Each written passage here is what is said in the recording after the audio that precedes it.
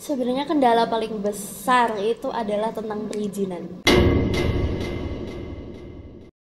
Jadi kemarin itu sempat mendekati hari H, kayak Hamin satu, itu perizinannya tiba-tiba dibatalkan.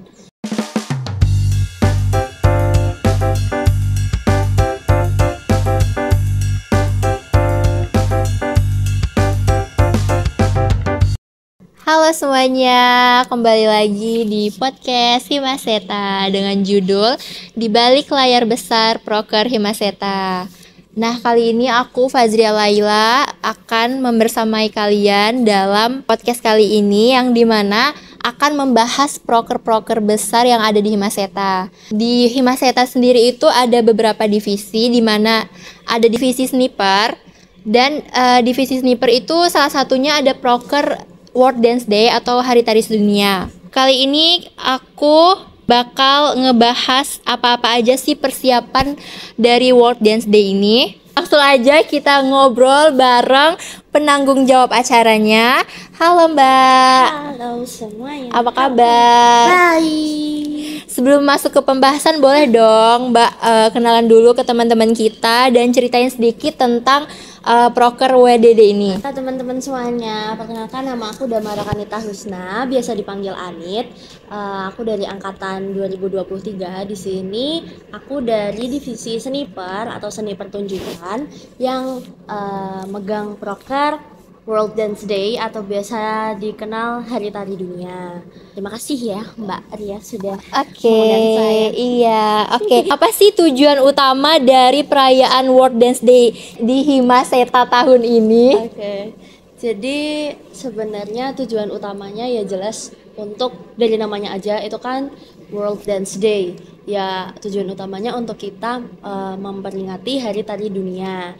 Di sini pada kan jadi Himaseta itu juga udah selalu punya proker yang namanya World Dance Day ini, tapi setiap tahunnya itu kebetulan beda. Nah, di tahun ini aku sebagai penanggung jawab itu ngambil konsep kayak kita membuat sebuah pertunjukan gitu, dimana isinya adalah anak-anak seni tari yang ngisi acara itu dari departemen seni tari. Itu dengan tujuan utamanya jelas memperingati Hari Tari Dunia, dan juga kita kayak mau melestarikan, ngasih tahu nih ke teman-teman budaya kita kayak gimana gitu sih. Terus gimana sih konsep acara ini dirancang? Ada nggak sih tema tertentu yang diangkat? Buat konsep itu kayak yang tadi aku bilang, ini konsepnya kayak pertunjukan gitu. Iya. Dimana yang ngisi anak-anak seni tari sendiri itu kemarin dari angkatan 21, 22, dan 23. Di situ aku ngambil tema namanya ngeraba. Itu singkatan dari ngerakyat bareng seni tari. Jadi konsep ini tuh berdasarkan kayak dari namanya tuh ngerakyat gitu ya. Jadi aku pengen ngumpulin kayak anak-anak tari yang biasanya menarikan tari-tari kerakyatan gitu. Iya. Terus mereka di sini bisa show off apa kemampuan mereka gitu dengan tema kerakyatan gitu. Oke, pertanyaan selanjutnya, gimana sih cara Mbak Anit ngerangkul banyak para penampil, para pihak buat ikut berpartisipasi di dalam acara ini? Jadi gimana caranya, sebenarnya aku waktu itu kayak bikin pengumuman ya. Jadi kayak bukan pengumuman deng, jadi sebenarnya diwajibkan dari 3 angkatan. Angkatan 21, 22, 23 itu diwajibkan buat ikut minimal mengeluarkan 1 penampilan. Jadi di situ kayak ya mau nggak mau mereka harus menampilkan, dan dari 3 angkatan itu juga mereka menampilkan berbeda-beda tarian harapan. Oke, pertanyaan selanjutnya, ada nggak sih penampilan yang menurut kamu tuh kayak wah banget gitu waktu ditampilin hari H? Sebenarnya semuanya jujur wah banget ya guys, soalnya kan kayak ini pertama kali WDD ngelaksanain yang namanya pertunjukan. Mm-mm. Soalnya kan yang tahun lalu cuma flash mob, terus ada yang tahun lalunya lagi lomba.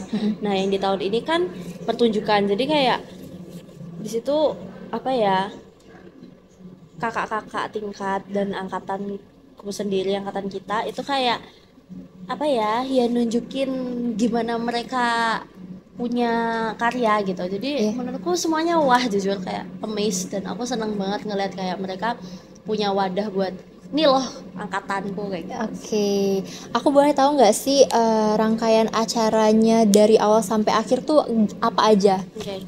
Rangkaian acaranya dari awal itu kita juga punya yang jelas kan kayak sambutan-sambutan bla bla bla gitu kan. Terus kita ada tari pembukaan. Tari pembukaannya ini tuh sendiri dari hima kita. Yang sebelumnya itu kan tari Saraswati, tapi digarap ulang jadi tariannya namanya luap.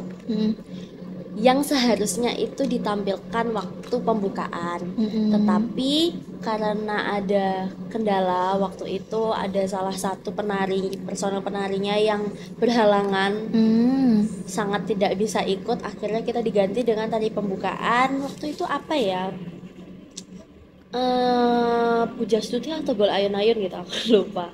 Pujastuti kalau nggak salah ya. Iya. Waktu itu kita langsung masuk ke penampilan, jadi urut dari angkatan 23, 22, 21. Sorry, kayaknya 23, 21, 22. Waktu itu 23 itu ngeluarin tari anggo.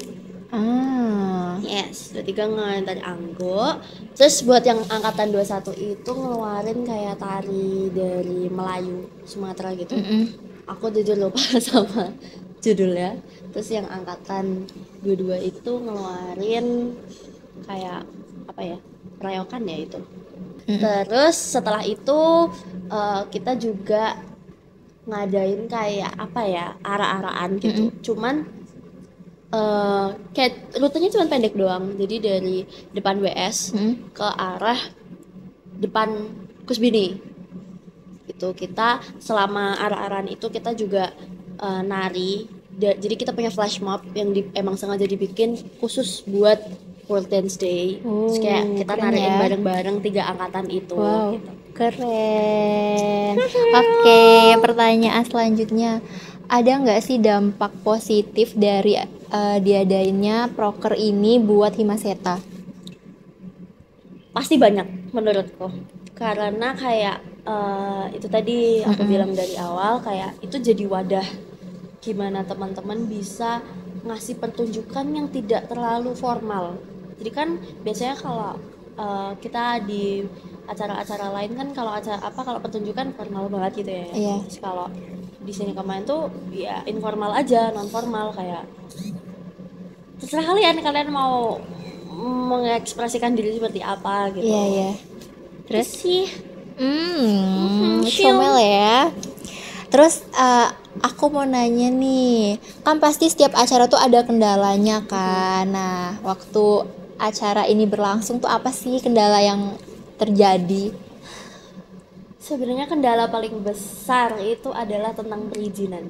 Jadi kemarin itu sempat mendekati hari H, kayak H-1 itu perizinannya tiba-tiba dibatalkan dikarenakan waktu pelaksanaan WDD itu bertepatan juga kepasan sama waktu itu ada ujian apa ya, aku lupa, pokoknya waktu itu pas ada ujian gitu, dan sedangkan kita kan itu di outdoor guys. Nah itu kayak bakal mengganggu gitu loh. Jadi waktu itu tiba-tiba kayak tidak diizinkan. Terus habis itu kita akhirnya yang seharusnya rute arah-arahannya itu kita mengelilingi FBS, itu jadi dipotong kayak cuman segaris yang tadi aku bilang dari WS ke Kusbini. Yang seharusnya kita muter kayak sampai Pendopo. Seharusnya dari Amri Yahya sampai kita muter gitu, tapi malah jadi kepotong. Gitu. Oke. Itu sih paling mengesalkan. Iya, yang sabar ya Mbak. Yang penting prokernya itu udah berjalan dengan baik. Oke, pertanyaan terakhir nih Mbak Anit.